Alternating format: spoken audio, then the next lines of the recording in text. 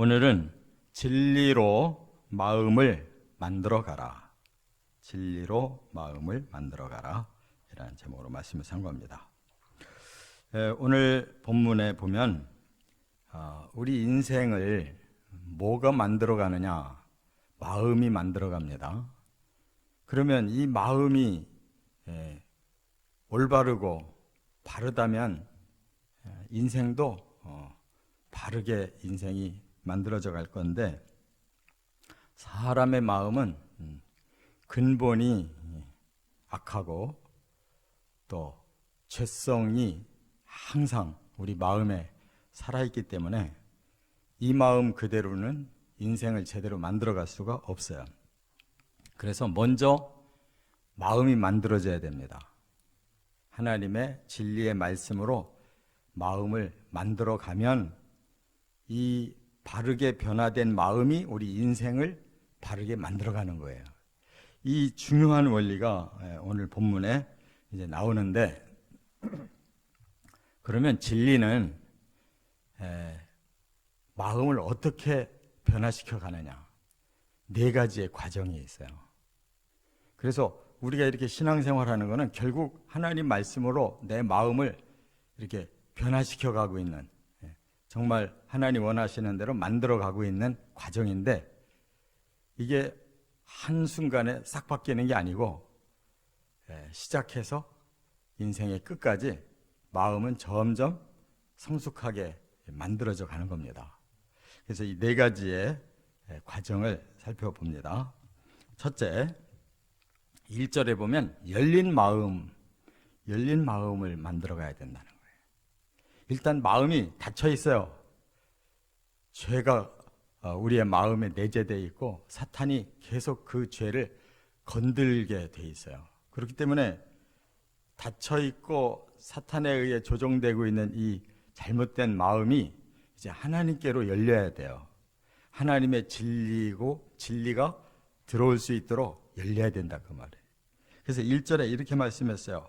지혜로운 아들은 아비의 훈계를 들으나 거만한 자는 꾸지람을 즐겨 듣지 아니하느니라.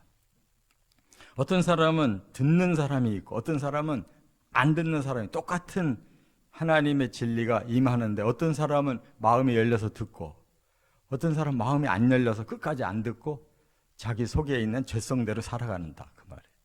열리느냐 닫혀있냐, 이게 중요한 거예요. 하나님의 은혜로 우리는 마음이 열려서 진리가 들어왔기 때문에 변화가 되고 있는 줄 믿습니다. 자, 그러면 여기 보니까 지혜로운 아들은 아비의 훈계를 들으나 그랬는데, 여기 훈계가 바로 아비의 훈계라는 말이 하나님의 말씀이라는 뜻이에요. 그래서 이 훈계가 뭐냐?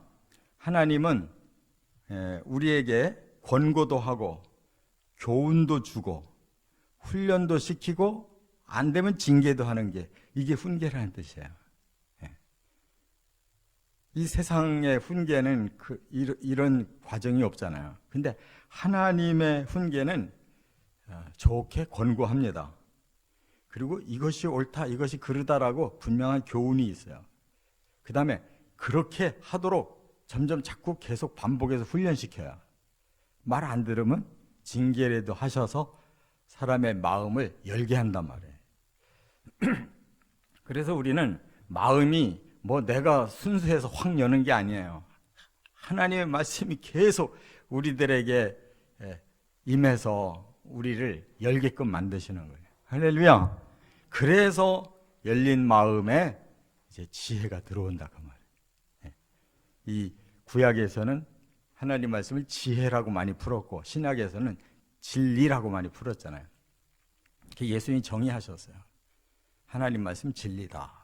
그래서 우리가 이렇게 훈계를 계속 우리의 마음에 계속 부어주실 때 우리가 조금씩 이제 마음이 열려서 지혜가 딱 들어오면 그 사람은 완전히 열린 마음에 지혜를 다 받아들이는 거예요.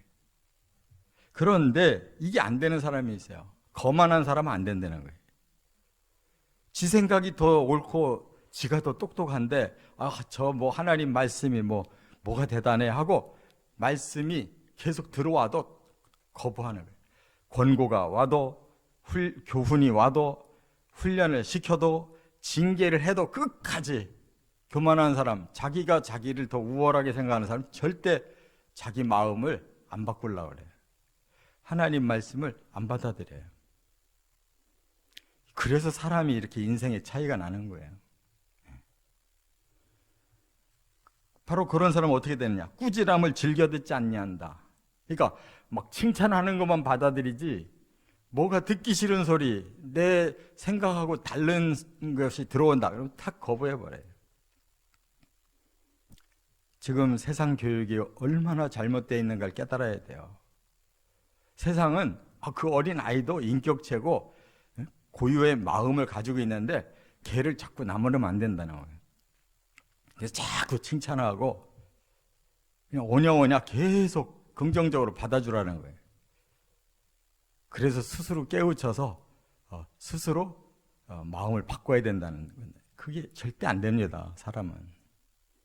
하나님이 얼마나 자비로우시고 얼마나 참으시는 하나님인데 그 하나님이 징계를 할 때는 우리 인생이 얼마나 죄가 크고 악한지를 깨달아야 되는 거예요.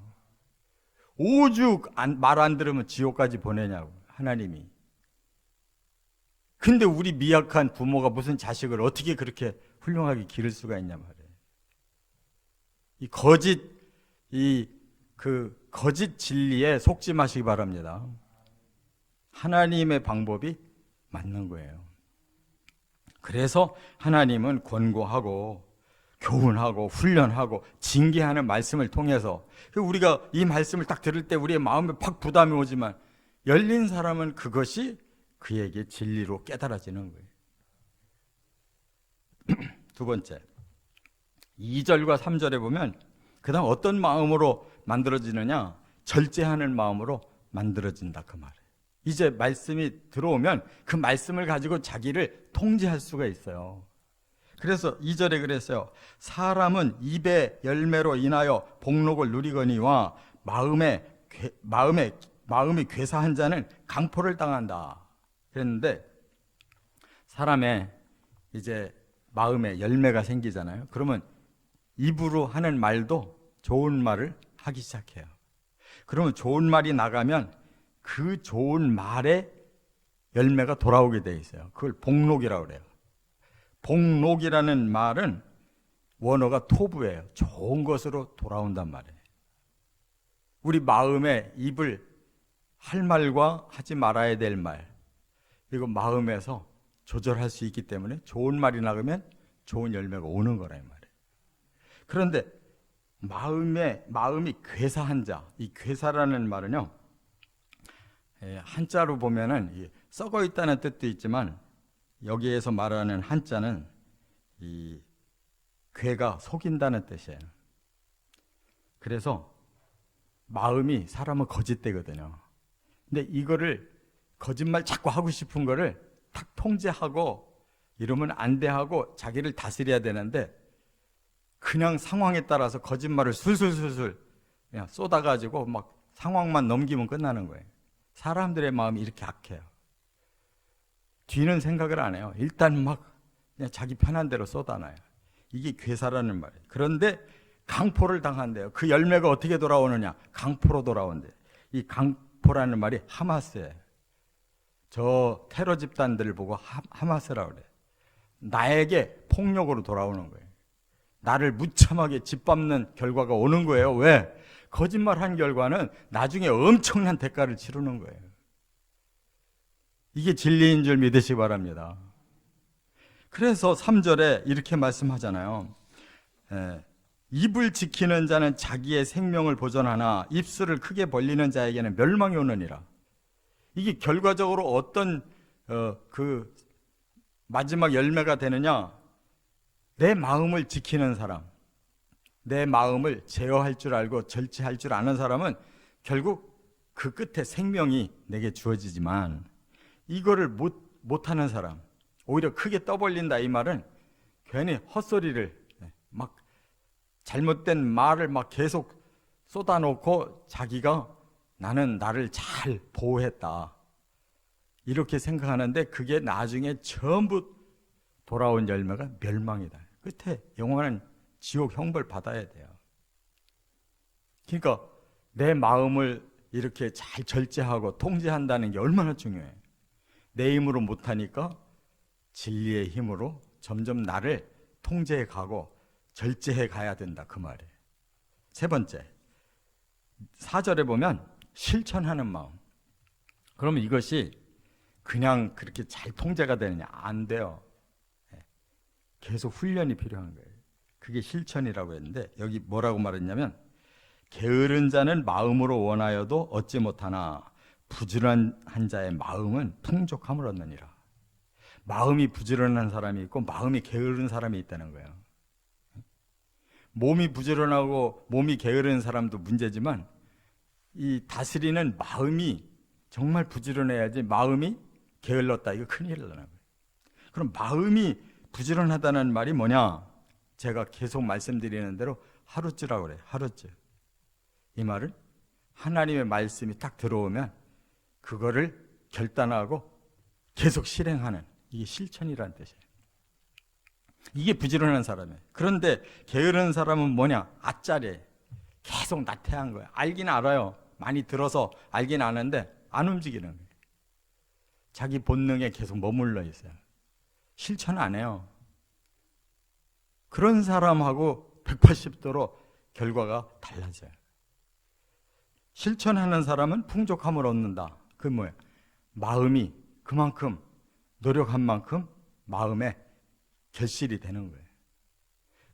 그러나 마음이 게을러서 안 움직인 사람 얻을 게 없다는 거예요. 마음에 그 변화가 안 일어나는 거예요. 그래서 중요한 건 실천력에 달려 있어요. 적어도 신앙생활 하는 분들이, 새벽기도 나오는 분들은 부지런한 마음이 있는 거예요. 이 시간이 왜 나오기가 힘드냐? 잠자야 되거든요. 본능적으로 잠자는 시간에 깨어서 나온다는 건 자기를 이긴 거예요. 실천하는 거라고. 말씀대로 실천하는 거예요. 말씀을 깨닫고 기도하는데 어찌 마음에 영적인 풍요가 안 생기겠냐고. 그렇게 안 하고 실컷 잠자는 사람은 얻는 게 뭐가 있냐고. 잠 많이 자고 늦게 일어나는 사람 마음이 평안한 게 아닙니다. 오히려 마음이 혼란한 거예요. 오히려 일찍 일어나는 사람은 마음이 정결해져요. 왜냐하면 목표가 뚜렷하니까. 실천할 때 기쁨과 보람이 있는 거예요. 할렐루야. 이렇게 해서 이제 네 번째 단계까지 가는 거예요. 네 번째가 뭐냐? 5절과 6절에 의로운 마음. 내 마음이 의로운 마음으로 만들어져 있는 거예요. 마음이 열리고 마음을 절제하고 이것을 계속 훈련하는 실천을 한 사람, 결국 그 마음에 의가 꽉 자리를 잡고 있다, 그 말이에요. 그러면 의로운 삶을 살게 돼 있는 거죠. 의로운 인생을 만들어내는 거 아니에요. 너무 당연한 거예요. 5절에 의인은 거짓말을 미워하나 악인은 행위가 흉악하여 부끄러운 데 이르느니라. 의로운 사람, 이 세데크의 정신이 꽉 박혀 있는 사람은 거짓말 안 해요. 거짓말을 미워한다, 이 말은 강조법이에요. 거짓이 팽팽하지만, 팽배해 있지만 나는 끝까지 의로운 길을 걷는다라고 하는 이 정신이 강력한 사람은 거짓말 하고 싶어도 다시 돌아서고, 한 번 했다 할지라도 회개하고 다시 그 길을 또 가지 않는다, 그 말이에요. 이런 사람은 6절에 보면 공의는 행실이 정직한 자를 보호한다 그랬어요. 의가 우리를 정직한 사람으로 계속 보호한다. 이게 열매예요. 진짜 열매는 우리도 모르는 사이에 정직한 사람이 돼 있는 거예요. 모든 면에서 정직한 거예요. 이게 의의 열매예요. 이 정직이라는 단어가 탐함이라고 그러는데 완전해졌다, 완성됐다, 그런 뜻이에요. 그럼 정직한 사람은 어디 있겠어요? 완전하고 완성된 나라에 있지 않겠냐.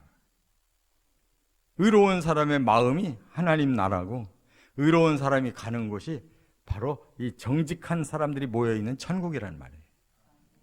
그러나 반대로 악인, 계속 자기를 변화 안 시킨 사람들, 마음은 닫고 자기 하고 싶은 대로 하고 그냥 영적으로 나태해가지고 지멋대로 산 사람은 끝까지 악인으로서 결국 흉악해서 부끄러운 상황이 빠진다 그랬는데, 흉악하다라는 말은 악취가 난다는 거예요. 그 사람은 그냥 악이 막 거기에서 막 풍겨 나오는 사람이에요. 그 사람은 부끄러운 데 간다 그랬어요. 수치스러운 지옥에 들어가는 거예요. 그러고 죄인을 패망하게 한다. 6절에 그래요. 패망. 뭐예요? 완전히 망하는 거예요. 완전히 망하는 거예요. 이 땅에서도 악을 가지고 거짓으로 뭐 얼마든지 훌륭한 사람인 채 할 수 있어요. 그러나 그 끝은 반드시 수치를 당하고 반드시 패망하는 거예요. 이 땅에서도. 근데 영원하신 하나님 앞에 판단받는데 그게 안 이루어지겠냐고요. 우리는 어찌하든 미래를 미리 가보지는 못했지만 진리의 말씀이 미래까지를 우리에게 다 알려주기 때문에 우리 마음을 잘 만들어서 우리 인생을 정말 아름다운 열매 맺는 그러한 인생으로 만들어 가시기를 주의 이름으로 축원합니다.